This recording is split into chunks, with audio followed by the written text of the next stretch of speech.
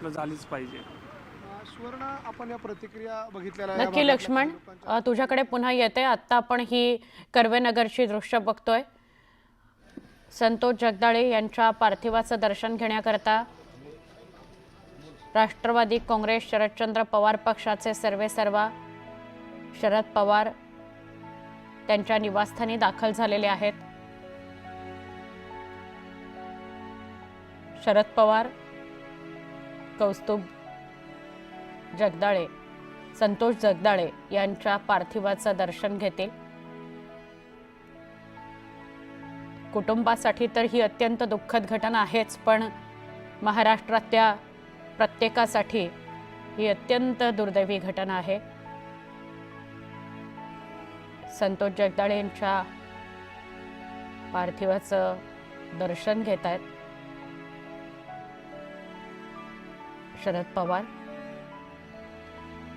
त्यांच्याबरोबर अंकुश चौधरी दिसत आहेत आपल्याला.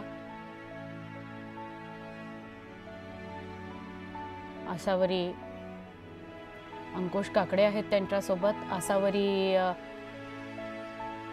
आणि संतोष जगदाळेंची पत्नी यांच्याबरोबर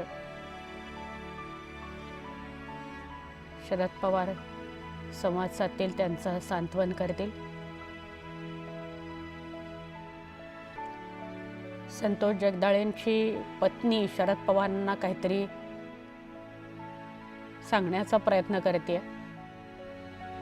घटना प्रचंड दुर्दैवी, कुटुंबावर शोककळा पसरलेली आहे. शरद पवार कर्वेनगरच्या संतोष जगदाळे यांच्या घरी आलेले आहेत. त्यांच्या पार्थिवाचं दर्शन घेतलं. त्यांच्या कुटुंबियांशी ते संवाद साधतील. काय नेमकं संतोष जगदाळे यांच्यासोबत आणि त्यांच्या कुटुंबियांसोबत घडलं त्याची माहिती ते घेत आहेत. आसावरीशी बोलण्याचा प्रयत्न करतायत, त्यांच्या पत्नीशी बोलण्याचा प्रयत्न करतायत. अंकुश काकडे शरदचंद्र पवार यांच्यासोबत आहेत आणि शरद पवारांचे काही जवळचे लोक त्यांच्यासोबत आहेत. पण मोठा ताफा तामझाम असं काही न घेता फक्त एका गाडीत संतोष जगदाळे यांच्या निवासस्थानी कर्वेनगर इथं शरद पवार पोचलेत. आमचे प्रतिनिधी वैभव सोनवणे जगदाळे यांच्या घराजवळ आहेत, त्यांच्याशीही आपण बोलूया. पण शरद पवार कुटुंबियांशी बोलतायत. आमचे प्रतिनिधी वैभव आपल्यासोबत आहेत. वैभव, शरद पवार पोचलेत, त्यांच्याबरोबर अंकुश काकडे आहेत आणि इतर काही त्यांचे नेते आहेत. आत्ता संवाद साधतायत जगदाळे कुटुंबियांशी, काय सांगाल? सुवर्णा, शरद पवार हे दोन्ही कुटुंबियांकडे जाणार आहेत. जगदाळे आणि गणबोटे या दोन्ही कुटुंबियांच्या घरी जे पार्थिव ठेवण्यात आलेले आहे, या पार्थिवाच्या दर्शनासाठी शरद पवार पोहोचले जगदाळे यांच्या घरी. आता ते संतोष जगदाळे यांची कन्या जी आहे आसावरी जगदाळे, तिच्याशी बोलतायत. पत्नी जी आहेत प्रगती, त्याही काहीतरी सांगायचा प्रयत्न करत होत्या. आपल्याला एक लक्षात घ्यावं लागेल, शरद पवारांना हा सगळा परिसर जो आहे तो पूर्णतः संरक्षण मंत्री असल्यामुळे त्याची पूर्ण कल्पना जी आहे ती शरद पवारांनी या परिसरातली आहे.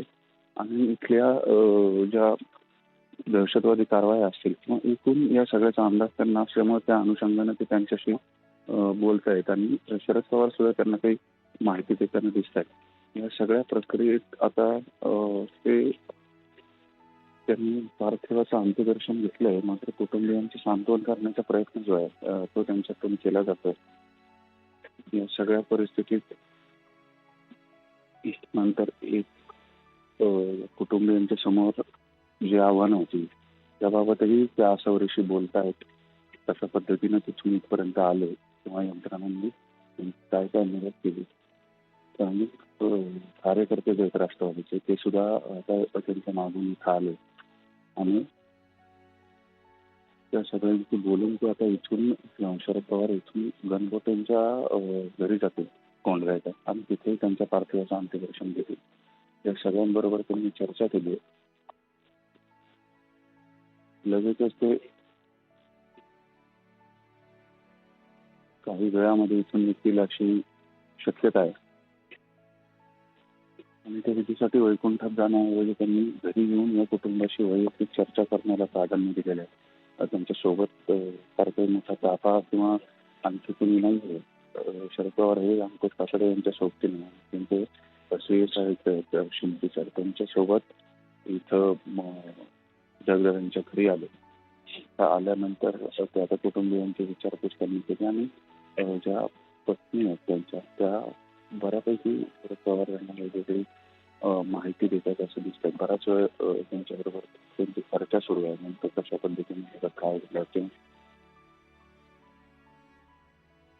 बघ ना वैभव, खरं तर इतकं आपलं धकाधकीचं जीवन असतं की त्याच्यातनं थोडासा विरंगुळा मिळावा, आपल्या फॅमिलीबरोबर आपल्याला वेळ घालवता यावा म्हणून हे लोक फिरायला गेले काय आणि त्यांच्यावर इतका मोठा प्रसंग ओढावला काय. अजून कदाचित इथे परत आल्यावर सुद्धा त्यांना लक्षात येत नसेल की आपल्यासोबत त्या 15 मिनिटांमध्ये काय घडलं आणि आपण आपला माणूसच गमावला. बाबा त्यांच्या ते अतिशय वेदनादायक आहे. आम्हाला त्याच्याबद्दल अतिशय आम्ही या सजन आहोत. कौस्तुभ काय भावना आहे तुमची, काय सरकारने ॲक्च्युली कसं आहे की ज्या सरकारने आज अमित शहाजी गृहमंत्री आहेत त्यांनी जे काय आता जे डिसिशन घेतले त्याची कडक अंमलबजावणी करावी अशी आमची मनापासून भावना आहे. कारण ज्या पद्धतीने आमचे एकनाथ डोळेदाजी त्यांनी जी कल्पना सांगितली की अतिरेकाला जात धर्म नसतो, परंतु हा जो हल्ला झालेला आहे की तुमचं आय कार्ड, तुमचं आधार कार्ड पाहून, तुमचा जात धर्म पाहून जो हल्ला केलेला आहे तो खरोखर निंदनीय हल्ला आहे. आणि अशा प्रकारचे होत असेल तर जेणेकरून समाजापर्यंत मनामध्ये राग द्वेष निर्माण होऊ नये अशा पद्धतीने शासनाने कडक कारवाई करावी हीच आमची मागणी आहे. त्याबद्दल काय नाही. आणि कौस्तुभच्या बाबतीत बोलायचं इतकं कमी आहे. ह्या भागामध्ये साळवी फॅमिली, मुळीक फॅमिली आणि कौस्तुभ गेले 30-35 वर्षापेक्षा जास्त की हा भाग डेव्हलप देखील नव्हता. तेव्हापासून ही कौस्तुभ फॅमिली राहत होती. मूळची पुण्यातील रास्तापेठमधली फॅमिली, पण कौस्तुभचा स्वभाव हा अत्यंत मनमिळावू, सर्वांना धरून वागणारा होता. आणि खरोखरी ही आमच्या कोंडव्यावासियांकरता, पुणे शहराकरता, महाराष्ट्राकरता निंदनीय बाब आहे. तर ह्याकरता ह्याला भारत सरकारने योग्य ते निर्णय घेऊन आतंकवाद्यांवरती कारवाई करावी हीच आमची भावना आहे. भावना फार म्हणजे चुकीचं झालं. हे जे घडलं ना फार चुकीचं घडलं. आणि मेन म्हणजे पाकिस्तानबरोबर मॅचसुद्धा खेळायला नाही पाहिजे भारताने. काय पूर्ण त्यांना आऊटच करायला पाहिजे. हो नाही, ते शांत स्वभावाचे ते एकदम. म्हणजे पहिले आम्ही जवळजवळ 25 वर्ष बघतो त्यांना, एकदम शांत माणूस आहे, जे एकदम डोळ्यासमोर दिसणारा माणूस आहे.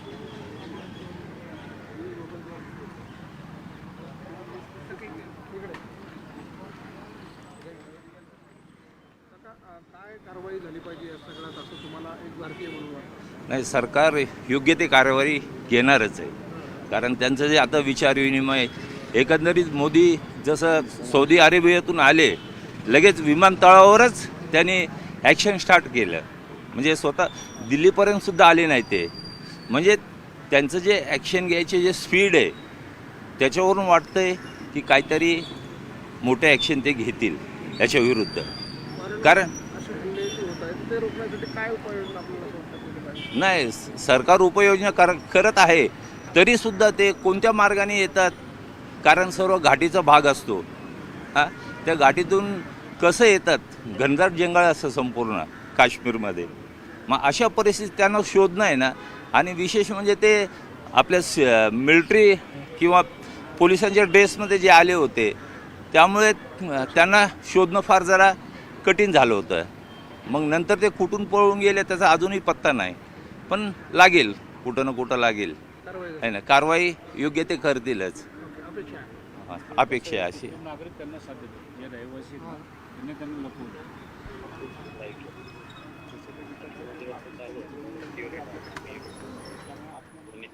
प्रसिद्ध गणबोटे फरसाण हे त्यांचा व्यवसाय होता व इथं त्यांचं राहणीमान एकदम चांगलं व एकटे असल्यामुळं ते होतकरू होते. पण हे पुलवामामध्ये झालेल्या घटनेमुळे खूप दुःख झालेलं आहे आणि इथल्या भागातील लोकांना बी हे झालेलं आहे. पण हे जो हल्ला झाला आहे त्याच्यावरती मोदी सरकारने चांगले कठोर कारवाई करावा, यांना एकदा संपून टाकावं अशी आमची इच्छा आहे इथल्या लोकांची.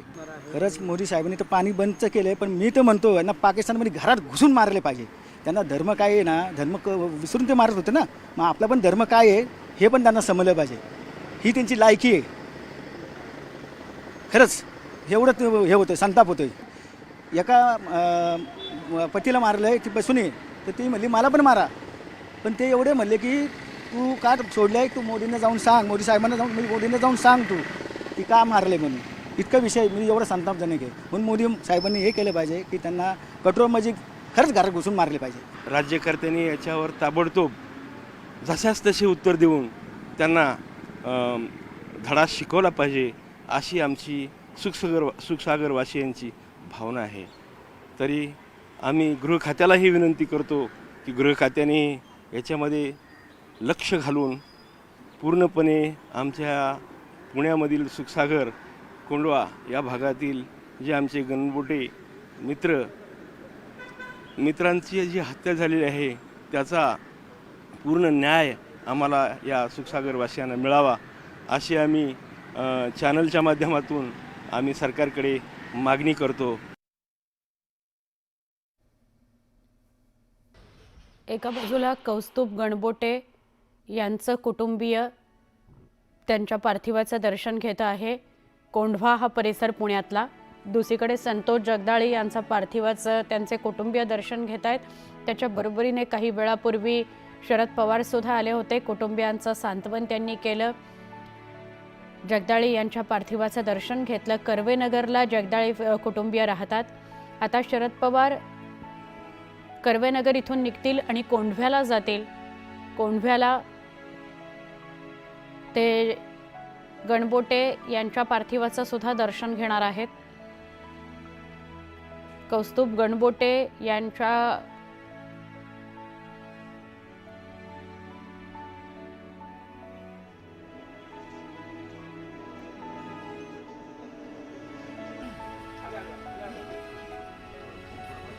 एका वेळेला आपण डोंबिवलीतली सुद्धा दृश्य बघतोय, दुसरीकडे आपण पुण्यातली सुद्धा दृश्य बघतोय. डोंबिवलीमध्ये तिघांचा मृत्यू झालेला आहे. त्यामध्ये जी दृश्य आपण बघतोय, मुलगी रुचा हिने आपले वडील मोने यांच्या म्हणजे मोने कुटुंबियांच्या घरातली ही दृश्य आहेत. रुचा सध्या CAचं शिक्षण घेते. तिनेच तिच्या वडिलांच्या पार्थिवावर अंत्यसंस्कार केले. आता आपण पुण्यात कोंढव्याच्या परिसरात जाऊया. आमचे प्रतिनिधी लक्ष्मण घाटोळ हे गणबोटे यांच्या घराजवळ आहेत, त्यांच्याशी बोलूया. लक्ष्मण, काही वेळामध्ये शरद पवार तिथे पोहोचणार आहेत, गणबोटे यांच्या पार्थिवाचं दर्शन घेणार आहेत असं कळतंय, काय सांगाल? कौस्तुभ गणबोटे यांचं कोंढवा परिसरामधलं जे घर आहे त्या ठिकाणी त्यांचं पार्थिव 5:30 वाजेच्या सुमारास त्या ठिकाणी आणण्यात आलेलं आहे. आता देखील शरद पवार येणार असल्याने या ठिकाणी मोठ्या प्रमाणात पोलिसांचा बंदोबस्त जो आहे तो या परिसरामध्ये लावण्यात आलेला आहे आणि संपूर्ण परिसर जो आहे तो शोकाकुल परिस्थिती आपल्याला या ठिकाणी पाहायला मिळते. आजूबाजूचे सगळे व्यावसायिक जे आहे त्यांनी स्वयंस्फूर्तीने या परिसरामधली सगळी दुकानं जी आहे ती बंद ठेवलेली आहे. हा संपूर्ण परिसर गजबजलेला परिसर आहे. कोंढव्याचा मोठ्या प्रमाणात छोटी मोठी व्यावसायिकांची दुकानं आहे, मात्र ही दुकानं सुद्धा लोकांनी आणि या व्यावसायिकांनी स्वयंस्फूर्तीने बंद ठेवलेली आहे. हळूहळू या संपूर्ण परिसरामध्ये गर्दी होताना आपल्याला पाहायला मिळते. जसजशी बातमी त्यांना या घरी आणलंय अशा प्रकारची बातमी जसजशी समोर येते तसतसे लोक जे आहेत ते आता जमा व्हायला सुरुवात होती, त्यांचे नातेवाईक जमा व्हायला सुरुवात होती. काही मित्रपरिवार त्यांचा आपल्यासोबत आहे, पुन्हा त्यांच्याशी आपण बोलणार आहोत. ज्या पद्धतीनं हा हल्ला झाला ज्यामध्ये कौस्तुभ गणबोटे यांचा मृत्यू झालेला आहे, काय भावना तुमची या सगळ्या हल्ल्याच्या घटनेनंतर?